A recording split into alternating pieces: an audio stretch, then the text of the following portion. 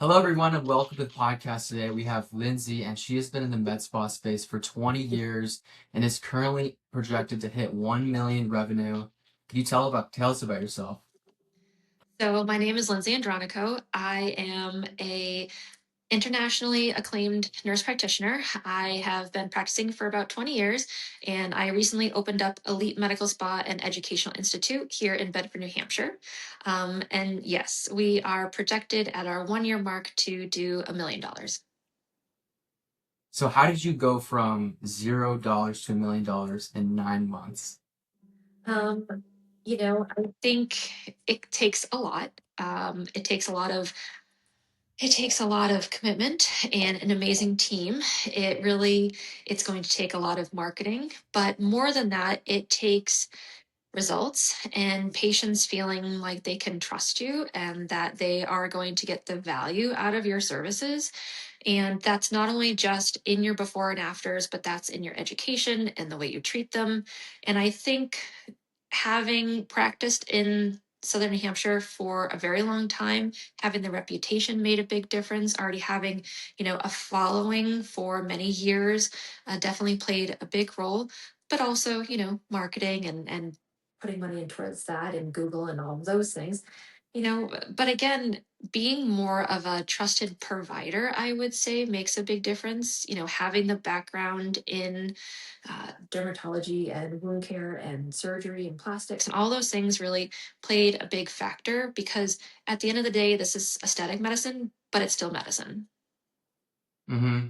So, are you like in the day to day at your med spa? Are you mainly like the business CEO? Are you actually doing the treatments, or like when do you plan to, if you haven't already stepped out of that? I don't ever want to step out of it. I love it. Oh, okay. I love it. It is a hard balance juggling the administrative and decision making side as well as still being billable, right? But at the end of the day, you have to remember why the patients are coming here, and they're coming here because of the trust value, right? And Mm-hmm. I don't away from that. I think at this point, my plan of growth is going to be hiring additional practitioners. And I don't want to step away from the chair. I love it. I love what I do. I love get to seeing the results and I love the relationships that I've built. I mean, I know everybody's kids and husbands and all the ins and outs of their life, and I don't want to change that. But I do want to add on other providers. We're looking at kind of doing a more integrative approach, obviously. And so, kind of getting some providers like acupuncture and massage therapy. And later on in the fall of 2026, we have plans to bring on a concierge medicine model as well. Okay. And do you ever have plans for opening up more locations, or are you more focused on one big location, dominating one market? One big location. Um, our building is 7,200 square feet. And when I bought the property, I knew that this would be the forever home. And that's the case. Mm-hmm. So, with that space, there's a lot of potential. There are two floors to the building. The main floor has 9 procedure rooms, and the lower level is where the Educational Institute was started. And there's still quite a bit of space downstairs where I can expand and do what I want when I grow up. Awesome. So, are you more focused on doing a ton of treatments, or are you like kind of focused on like one particular avatar, one particular service? No, no one size fits all. I think what's different is we have a whole host of modalities that we can do. And Mm-hmm. I like to think that if someone tells me what their concerns are, I can fix most of it. And, we don't just do Botox and filler. We don't just do lasers. We don't just do weight management. It's so comprehensive. And I think that that also is a model that has been very successful so far. And I think we don't just do one or two quick things of Botox and filler. We really take the time to listen to the patient and make a whole transformation plan. And I think because of that, not only is the trust value there, but also to your point, that's how financially we've been able to be successful because they're higher ROI procedures and they do take longer, but the results are outstanding. And again, then word of mouth just plays right into it. Okay. So would you say your consultations are where you really hit it big and got a lot of success from it? You need to have a consultation that's spot on. And Hmm. I if you don't take the time in that initial meeting, then you have completely missed the opportunity. Patients are coming in, and there are a lot of med spas out there. There's a lot of people around every corner, and you have to figure out how you're going to differentiate yourself and get that trust value from that person, right?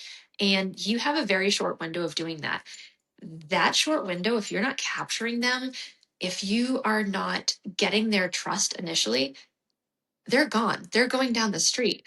And if you think that you can just do, you know, Botox and fillers and all these things and not take the time to understand where the person's coming from or understand their anatomy and their allergies and all these other factors, you're not actually making a good long term relationship plan. You're just getting a quick dollar, and that's not good for anybody. That's not a good result for the patient, and that's definitely not a good long term strategy for the practice. So how do you balance, selling versus educating in that consultation? At what point does it become, pushy where you're not letting them go to the next practice or, versus just actually trying to help them? Never. There's no selling. And I think that that's really important. My job is not to sell. My job is to be a provider, right? And because of that, it's all education. I put it all out there. I am very much a straight shooter, almost to a fault. I will tell people what is realistic and what's not realistic. I think that that's really important because at the core, again, it's still medicine, right? And so Mhm. my job is to inform them completely. And if they, when it comes time to talk about price, this is the price. And I just put it out there. This is the price, and I'm here when you're ready. And if this is something that you're ready to move forward, great, I'm here. If you need time to think about it or you want to talk through it more, I'm still here. There's an ongoing conversation. And I don't think I would never want to be sold. And I can tell you that if I feel that way, they're certainly going to feel that way. I don't want pressure. Mhm. Certainly not going to put that on anybody else. I just want to educate. So do you ever like if a person has a problem with the price, they want to really receive the result. They actually have a problem, but the price is affecting it. Do you ever like, remove some treatments out of the package or offer something simpler to, meet their needs?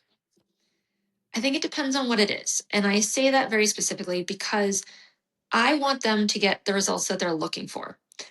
you know, if it's something where it's Botox and maybe we're talking about price and they can't do full face and we're, you know, removing lower face and we're just doing the top third, great. That's going to still give them a good result. But if they're looking for skin tightening and I know that, the signature elite lift is going to give them an outstanding long-term result, but they can only afford microneedling, I'm going to make sure that they know that that's not actually going to tighten, right? It's only going to help collagen stimulate and make sure that they understand that. And if that's where they're at, great. But maybe they need to wait, or maybe we need to talk about financing options. I don't ever want someone to not get to their endpoint. But at the same time, I'll be honest with them. I don't want them to waste money and get something that's not going to get the results that they need. And, again, when I have that real conversation, sometimes in 3 months they come back and they're like, look, I figured it out and I can afford it now. Or, I picked up a couple extra shifts and I'm finally doing this for myself. Because again, they know when I've presented it that in order to get that result, they have to do this treatment plan. Does that make sense? Hmm. Yeah, yeah, okay. And then in terms of your marketing side, like could you walk me through what you found success on that area? I think that marketing is complicated. Yeah. I do. I think it's complicated. I think, it's an ever moving target. The algorithm's constantly changing. And once you think you have it figured out, it changes again, which is frustrating. But, you have to, you can't do it all, right? You can't do every element of marketing and then still try to grow the practice and be billable and be a mom and all the things. So I think, you know, we focus on SEO and SEM, Google Ads, Meta ads. We're very active in the community in several different groups. BNI and Green Bedford, and a lot of these local supportive groups that have been outstanding. At the end of the day, it does come down to relationships. I think that meeting people and word of mouth is always going to be number one. And then I always think that number two is going to be Google. I do think that Meta plays a role, but I think people start really searching you more on Google, and that's when they're kind of really ready to dive in. Mm-hmm. So just to kind of piggyback off that, I've seen a lot of people talk about, they would advertise on, Meta, like a in-person demo or like an event to really build that trust and educate them before, doing a consultation of that sort. I think that in-person events are great. Demo days are great. Um, Personally speaking, I don't like model calls, but that is my own 2 cents. I think it can not always be the right move for the practice. So we've chosen not to do that for a variety of reasons. But I think that live events and live demos are great because it takes a lot of the typical concerns and fear out of procedures when patients see them live in action and they see that it doesn't hurt or it doesn't leave them uncomfortable and red and all those things. That does actually help for sure. Okay. And then how do you think, brand and social media play a role? Is it, necessary to succeed to have a brand in your market? I think it is. You want to be recognizable. You want to be you want to be able to be present and in all of your consistency in your marketing, no matter whether it is Meta, no matter it was your Instagram, your LinkedIn and your Google and your advertisements in a magazine, whatever it is that you're doing, your branding, your coloring, your business cards, your everything should be cohesive because it not only makes you look more professional and like you care about how you present yourself, but it's recognizable. And again, those are the things that stick in people's minds. Not everybody's ready to go on the first one click. A lot of people, we talk about the 7 times that you have to be in front of someone before they even really kind of go to that next level. And I think that that is true. They start to see the brand, they start to grow a little bit of trust at a time. And I think that all of those factors do make you more credible. And I think that it's worth the time. I do. Hmm. So I hear a lot of debate about, discounting your front end offers versus, it devalues your brand and all that. So what's your 2 cents on that? I do agree.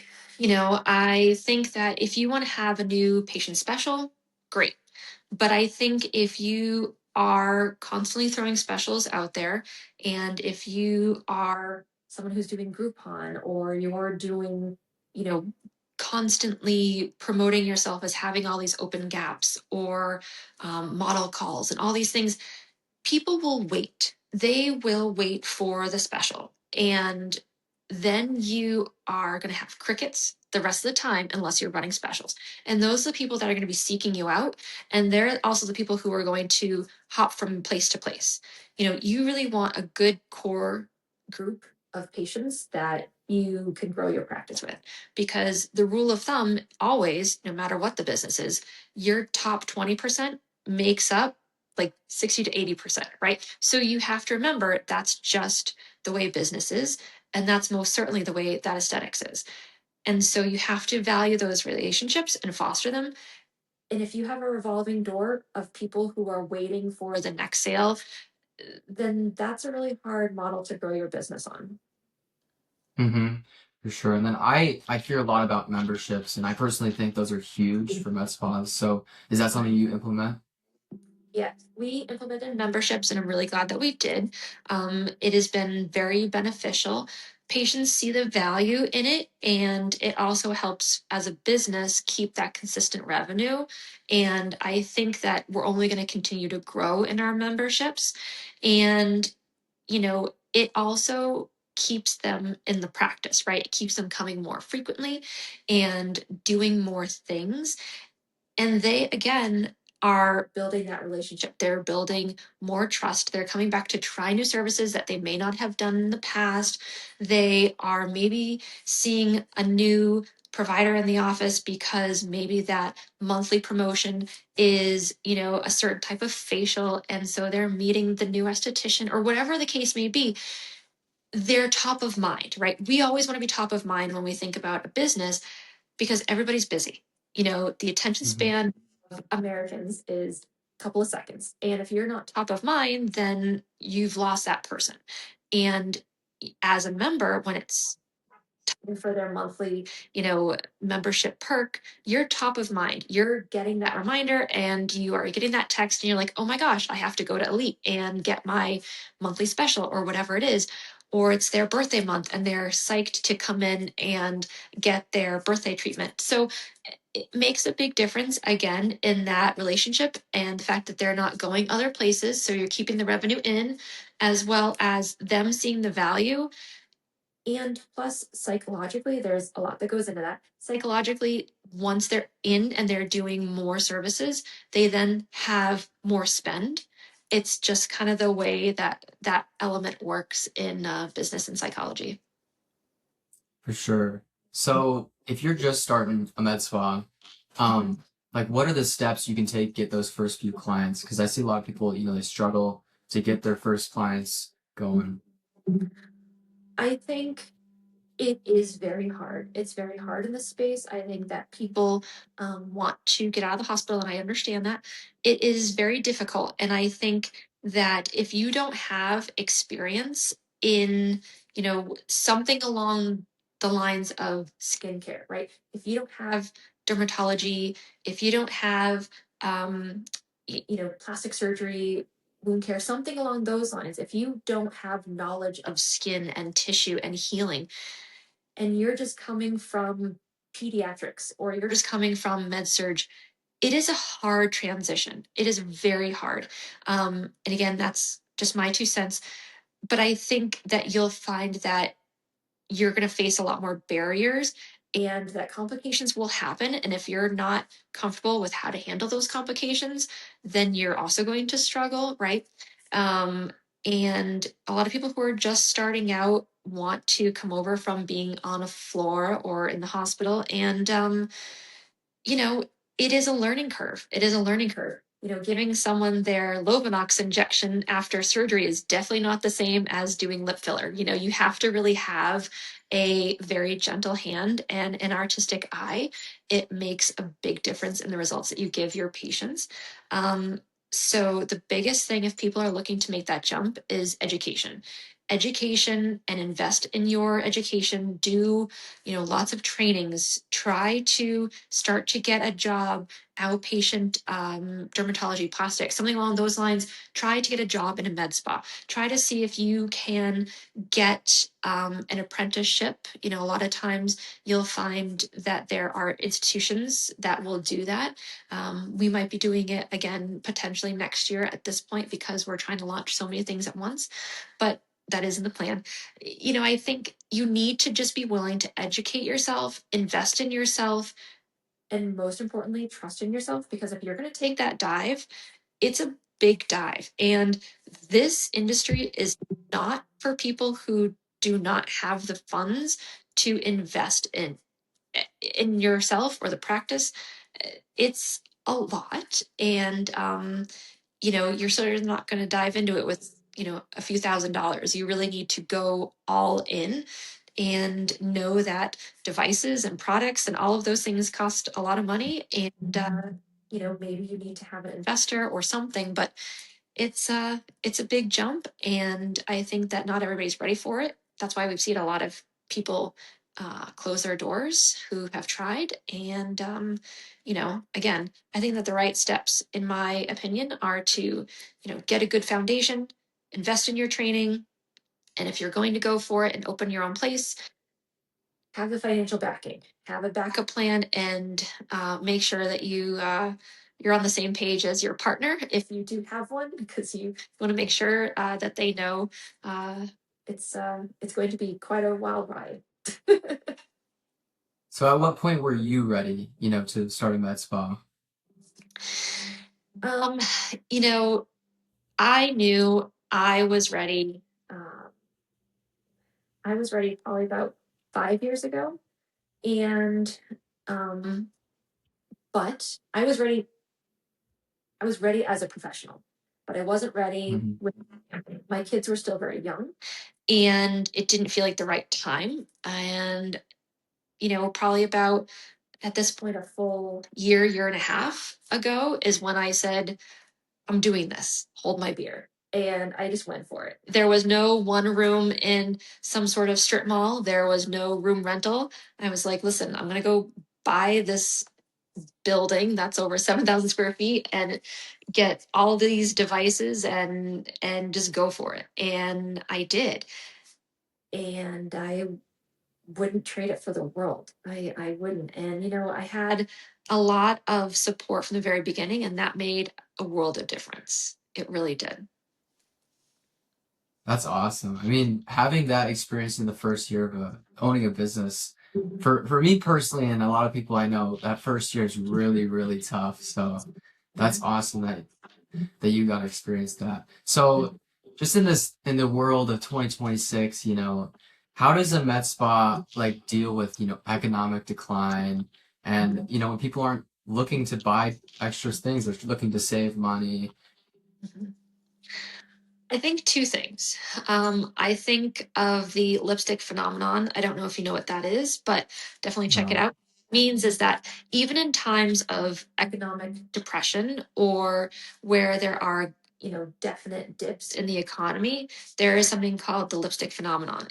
What happened is even during the Great Depression, women in particular would find the money to buy red lipstick, and they wanted to feel good about themselves, even though the world around them was crumbling.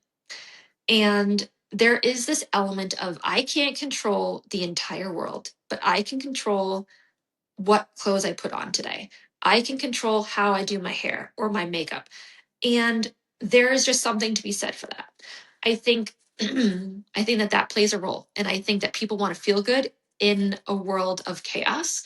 And not only that, but you've got a lot more things happening. You've got everyone on Zoom or Teams or whatever it is for their platform for work, and they're staring at themselves and they're like, "Oh my goodness, where did all these wrinkles come from?" Or, I have a lot of guys, actually. We have quite a few males that come to the practice. It's probably like a 70-30 split, believe it or not. And they're like, Oh, wow. oh my goodness, when did I start losing my hair? And, these acne scars, they finally drive me nuts and I want to do something about it. Or they're kind of worried about being phased out by some of the younger generation, and they want to stay more vital in their appearance. So there's a lot of things that we hear over time of why people decide to do this, even in this type of economy. I think, you know, we also are in a time where a lot of people are doing GLPs and having For weight loss, sure. seeing their bodies transform. We do a lot here in the practice with weight management. We see weight management patients. We have a registered dietitian on staff. I'll also help them with their hormones, which plays a role in weight management. So it's very much more comprehensive. And I think that a lot of people are seeking weight management out if their insurance isn't covering it. So that's another way that, diversifying income and making sure that, we keep in the times and where people are able to spend money. I also think that women in particular are much more talking about menopause, and there's been a lot of buzz around menopause. And so the fact that we do hormones and all sorts of menopause support and pelvic floor as well here, there is an element of I want to feel good. I want to, not suffer in silence. So even if people are not willing to do 4 syringes of filler and they think that that's more of a luxury, they're still going to buy their weight loss meds and they're still going to get their hormone cream and they're still going to want to do their acne sessions. So they're going to maybe shift their priorities, but they're still going to be willing to invest in themselves. It might just be a little bit different. Okay. So I guess my next question would be, what's kind of limiting, your focus right now, or just limiting your practice in general that you're looking to fix in the next year or so? Time. If I could figure out how to get more time, that Yeah. would um no, I think that streamlining is going to be really important, getting, more systems in place. And as far as expanding, it's going to be getting some other kind of partners in here. Partners is the wrong word, other people who are willing to be involved in the practice, again, like other modalities, people who already have established clients like massage therapists or acupuncturists, kind of be more that that integrative approach. But I think that those are a few of the ways that a few of the challenges and a few of the ways that we're going to be able to grow. And again, maybe launching that concierge piece. I think that all of those are on the horizon in a very short period of time. And it will not only be important to do that for business, but also it will help free up some of my time to be able to grow the business. So how are you using AI or planning to use AI to, automate those tasks and make your life easier? I love Copilot. Copilot is outstanding. I don't care what AI platform you use, but it is amazing. It is a sanity saver. It it really is. It speeds things up. In you could spend a lot of time trying to write the right email or kind of put together everything in certain categories, and AI will do that for you. It really helps with time saving tasks. Um, I think that you still need to be able to use your brain. So I think that that is something that I don't. I don't want people to lose sight of, but it needs to be authentically you. But if Copilot or Gemini or whatever can put all of these things together in a task list and compile them and help me make a better framework, then I love that.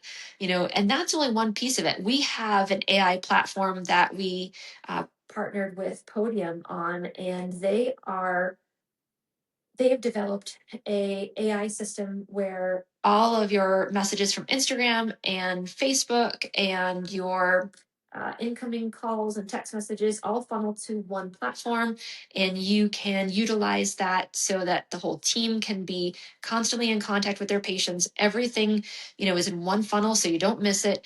You can send out automated message reminders and happy birthday reminders and messages to your members. It has been also an amazing tool because, again, we know that people don't have an attention span, and the AI will get we're back to people within 45 seconds.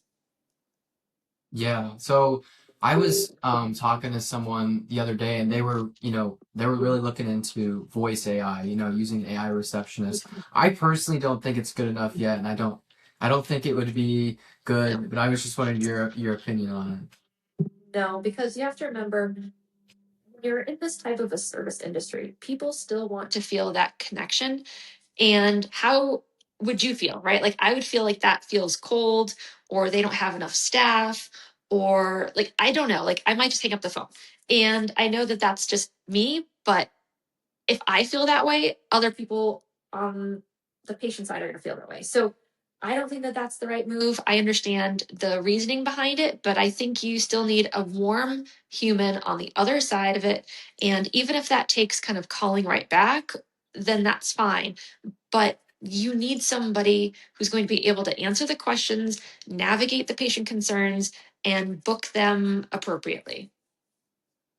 So how do you hire staff that really, share your same mindset with everything with your practice and keep the same, I guess, vibe of your whole med spa?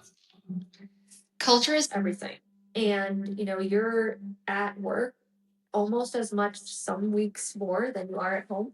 And you need to be surrounded by the people that are on the same page as you. I think um, I really have been very lucky in the amazing staff that are with me. And it does it is important, it's important to find the right vibe. You don't want someone coming in to your business and being a cancer, or you don't want someone coming in all negative every day. I mean, that's just exhausting. And so when you're looking to hire, I always say I can teach skills, but I can't teach attitude. I can't teach someone to be reliable or trustworthy, but I can teach them a better angle to hold the needle at. I can teach them a better way to hold a conversation with a patient who's in front of them, or do the consultation, or even answer the phone. You can teach that, but you can't teach how to be a good human, right? So who Hmm. you bring in is critical. And I think in this industry, I would also say you hire people who you want to represent you. In our practice, it's really important that everybody looks normal and just like themselves, more refreshed. Like, there's no plastic appearances. There's no, massive lips and Catwoman, appearance. um, because we're in Southern New Hampshire. This isn't LA or other places of the country or Miami or whatever. People here want to look natural, and that's really important for me as a provider, to have people who also look natural and who value that more just refreshed and um, natural appearance. Honestly, I want to look like me, just with less lines. And I think that that's important, and most people do, honestly. And I think that not only hiring nice people, but hiring people who have the same core values of honesty and reliability are critical. So kind of walk me through your plan for the next, 2 to 5 years with your education that you're trying to push. Oh, that, if the girls were here right now, they would say, who knows? Lindsay can decide to implement something next day and she'll have it cranked out in like a week. So, I don't really stop once I get something in my head. So I have a plan right now. It may change. As far as right now, I see the Educational Institute being used for, um, injection training, but more so complication training. A lot of people want to learn how to be injectors, but nobody's ever teaching the safety factors of how to handle complications, how to be a medical director, how to, do consultations, the art of consultation, or the business side of, running a practice. I anticipate doing those types of classes, and using our digital platform to not only have those classes here, but be able to have people log in across the country, because it'll be on our virtual platform and they can watch it at 2 in the morning if they want to learn about vascular occlusions.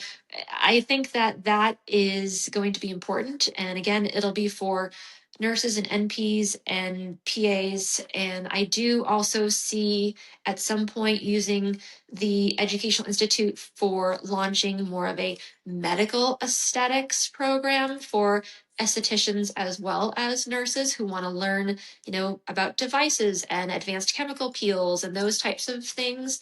I do see that in the works.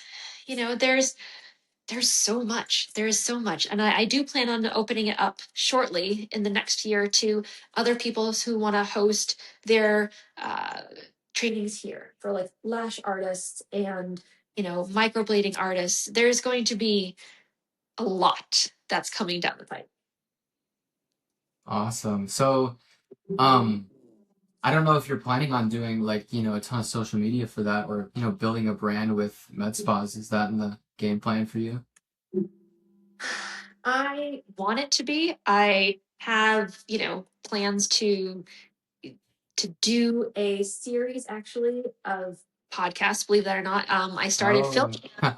They're in the cloud right now. I was playing some different verbiage, but I think I've settled on the words, coffee and confidence. So when I kind of just talk about, different topics that come up and concerns that patients typically come in with, and just have that general conversation like they were in my chair and debunk a lot of the crazy myths that are out there on, you know, social media and Google and all sorts of things, and just, give real education and real feedback. And that is something that I've been kind of working on behind the scenes.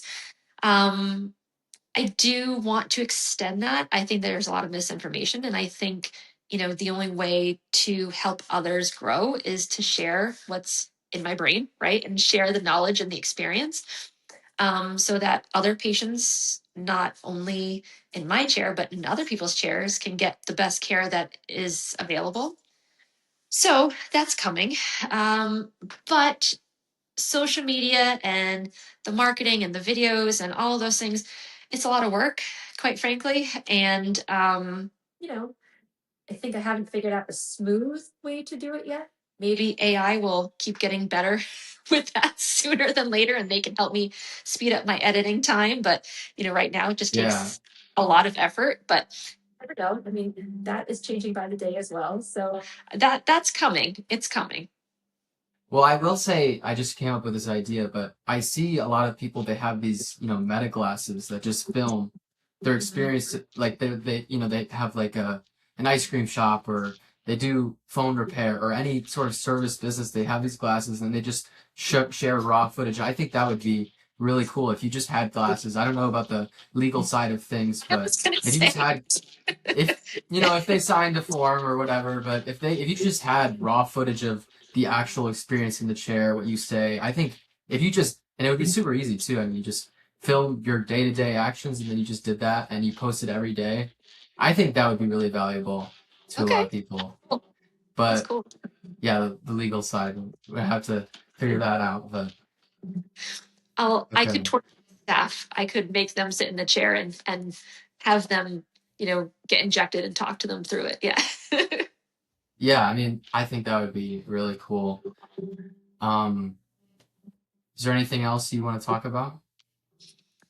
um, I think one other thing I would say to people who are looking to get into this space is make sure that you have a trusted network of people, because I think, oftentimes you can feel like you're on an island by yourself, and that's not a good feeling and it's not comforting. So, a lot of people who are trying to get into this, again, they're renting a room somewhere and they don't feel like they have support.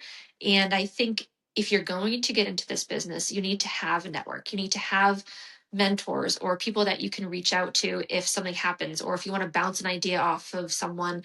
And, that is something that you always have in the hospital. So why wouldn't you have it if you were trying to do something outside the hospital? You need to have people who are on your side who you can call if you had a question. And that would be Hmm. the last bit of advice that I would have for people who are, trying to get into this business. Okay. Well, I appreciate you coming on the podcast. It was a great conversation. I Yeah. wish you the best. Let me know how if you hit that million mark. I'm Oh, sure it'll you'll. be here very soon.